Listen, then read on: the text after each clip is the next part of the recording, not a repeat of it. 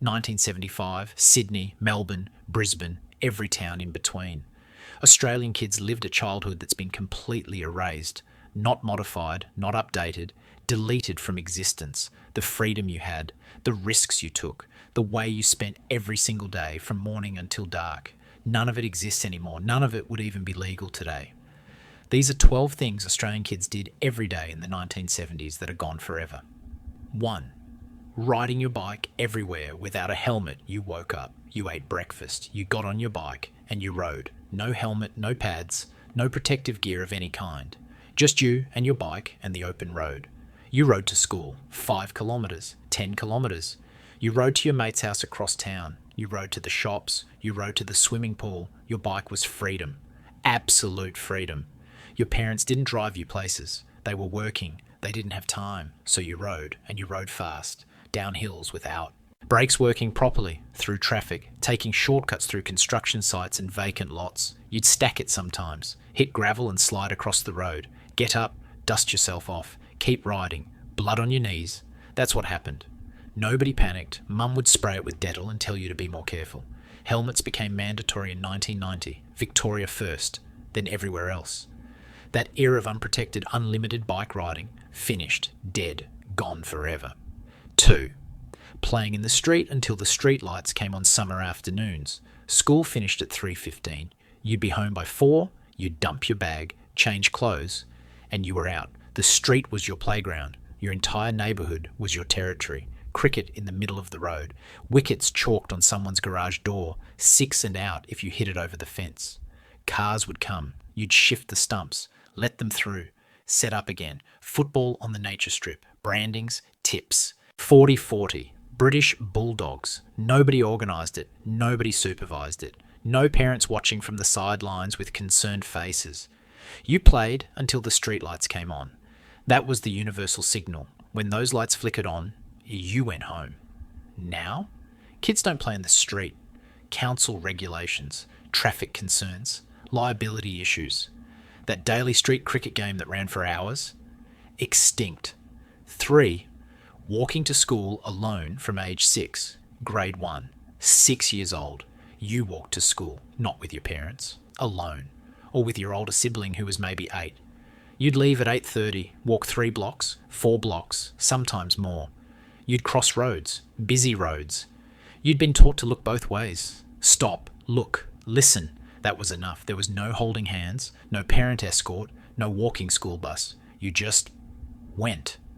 With your school bag and your lunch in a brown paper bag, you'd meet other kids along the way, walk together, muck around, stop at the milk bar if you had 20 cents. After school, same thing, walk home. Let yourself in with the key under the mat.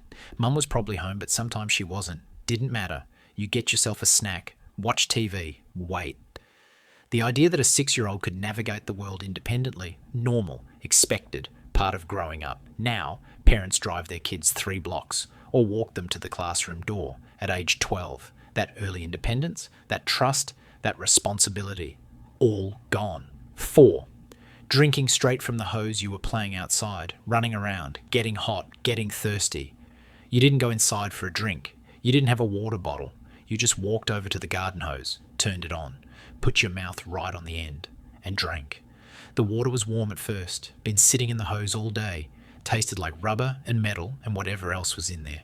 You didn't care. You drank until you'd had enough. Then you'd spray your face, cool down. Everyone drank from the hose. Every single kid in Australia. That's just what you did when you were thirsty outside. Nobody worried about germs. Nobody sanitized anything. The hose was the hose. Now you'd be horrified. Don't drink from that. Here, have this filtered water from your insulated bottle. But in the 70s, hose water was perfectly fine. That casual, dirty, outdoor drinking vanished. 5. Riding in the back of the UTA or station wagon family outing, beach, camping, trip to grandma's. Dad's got the ute, or the station wagon. The adults sit in the front, seatbelts on, safe and secure. You're in the back, the tray of the ute, or the way back of the station wagon. The bit with no seats.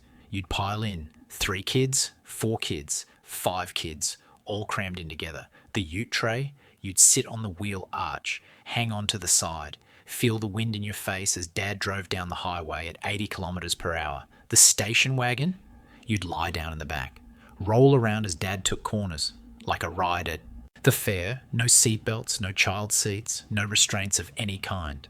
Sometimes you'd wave at people in cars behind you, make faces. They'd laugh and wave back.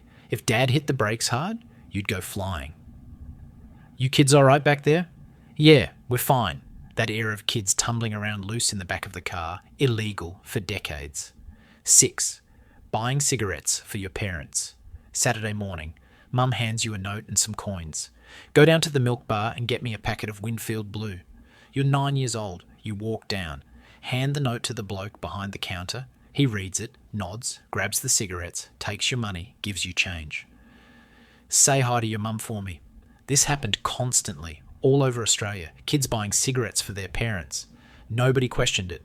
The note was proof it was legitimate. Sometimes you didn't even need a note. Packet of Marlboro for Dad, thanks. No worries, love. Try that now. The shopkeeper would call the police. Child. Services would be involved. But in the 70s, kids were cigarette couriers, completely normal. That casual relationship between kids and cigarettes, illegal, unthinkable. Gone. 7. Building billycarts and racing down hills. You wanted a go-kart, you didn't buy one, you built one. Billycart, made from scraps, timber, pram wheels, rope for steering, maybe some old roller skate wheels if you were lucky. You'd scrounge materials from wherever. The tip, building sites, your neighbour's shed. You'd hammer it together. No instructions, no adult help.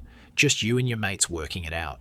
Then you'd find the biggest hill in the neighbourhood, the steepest one. You'd push your billycart to the top, climb in. Someone would give you a shove, and you'd go, flying down that hill. No brakes, no helmet, no safety features whatsoever. Just speed, pure speed. Wind screaming past your ears. Trying desperately to steer with that rope. Sometimes you'd make it, sometimes you'd crash spectacularly. Billycart in pieces, you rolling across someone's lawn. You'd get up laughing, start rebuilding for next time. That hands-on, dangerous, thrilling engineering, regulated and supervised out of existence. 8. Playing with caps and making bombs. Every kid had cap guns, cowboys and Indians, cops and robbers. But the best bit wasn't shooting the caps one at a time. That was boring. The best bit was making bombs. You'd get a whole roll of caps, the red paper strip with the little explosives embedded in it. You'd fold it up tight, real tight, into a small, dense package. Then you'd find a rock, a big, flat one. You'd put your cap bomb on the ground, lift the rock high, and smash it down. Bang! Massive explosion, smoke everywhere, your ears ringing, the smell of gunpowder. You'd do it over and over, competing to make the biggest bang. Using more caps, tighter folds, bigger rocks. Your parents knew what you were doing. Everyone did it. Every kid in Australia was playing with explosive caps. Nobody worried about safety, about burns, about injuries. It was just play. Loud, dangerous, explosive play. Now, you can't even buy cap guns anymore, let alone let kids make explosives. That everyday childhood violence? Banned. 9. Going to the corner shop with $1 Saturday morning. Dad hands you $1, a whole dollar. Here, go get yourself some lollies. You're rich, absolutely rich. You walk to the corner shop, that beautiful shop with the jars behind the counter and the smell of sugar and newsprint. $1 can buy you an empire of lollies, mixed lollies, cobbers, redskins, musk sticks, clinkers, milk bottles, spearmint leaves, freckles. You point at jars. 2 cents worth of those, 3 cents worth of those, 5 cents worth of those. The shopkeeper scoops them out, weighs them, pours them into little white paper bags. You're doing the math in your head, making it last. Your paper bag is bulging, heavy, full. That dollar lasted you all day, maybe 2 days if you had willpower. Now, $1 gets you nothing. Maybe one chocolate bar, maybe not even that. But in the 70s, $1 was wealth. 10. Making your own fun with sticks, rocks, and imagination. You didn't have tablets, no gaming consoles, no screens except TV, and that had 2 channels. So you made your own entertainment. You'd find a stick, just a stick lying on the ground. That stick became everything, a sword, a gun, a fishing rod, a horse. You'd build cubbies, not with bought materials, with whatever you found, old sheets, cardboard boxes, tree branches. You'd dig holes, massive holes. For no reason except digging holes was fun. You'd make slingshots, bows and arrows, all from stuff you found lying around. Your imagination was the engine. The world was your toy box. Nobody needed to organise activities for you. Nobody needed to schedule play dates. You just played all day, every day. Now, kids need constant stimulation, organised sports, structured activities, screens. That ability to entertain yourself with nothing, that creative boredom, extinct. 11, Saturday morning, cartoons, and that was it. Saturday morning, 6:30, you were awake. You'd creep out to the lounge room, turn on the TV, keep the volume low. Saturday morning cartoons. The only time all week you could watch cartoons. Fat Albert, Scooby-Doo, The Flintstones, Speed Racer. You'd watch for 2 hours, maybe 3 if you were lucky, then they'd stop, gone. Finished until next Saturday. That was it. That was your screen time for the week. No recording it, no replaying it. If you missed it, you missed it. You'd sit there in your pyjamas, eating your Wheat Bix, completely absorbed. When the cartoons finished, you'd turn off the TV and go outside. The TV wasn't a constant presence. It was a treat, a limited resource. Now, kids have unlimited everything. Streaming services, YouTube, tablets, entertainment available 24/7. But that scarcity, that anticipation, that special feeling of Saturday morning cartoons, gone forever. 12.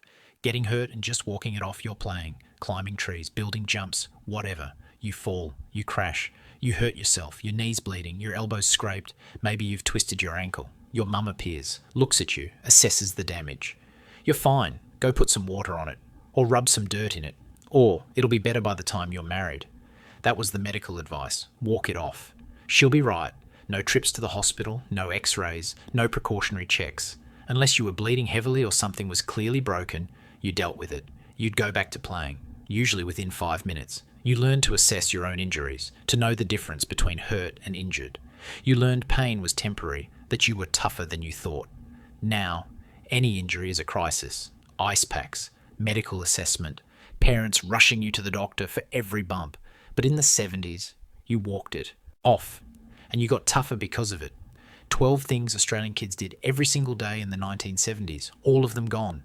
Every one of them illegal, impossible, or socially unacceptable today. We've gained safety, supervision, protection. Kids are safer now than they've ever been. But we've lost something profound: freedom, independence, resilience, the ability to take risks and survive them. 70s childhood was dangerous, unsupervised, wild, and every single person who lived it says the same thing. We survived and we were better for it. The question isn't whether we should go back. We can't. The world has changed. But maybe we've swung too far. Maybe we've eliminated not just danger but challenge, not just risk but growth. Which one of these hits you hardest? What do you miss most about that lost freedom? Drop a comment below.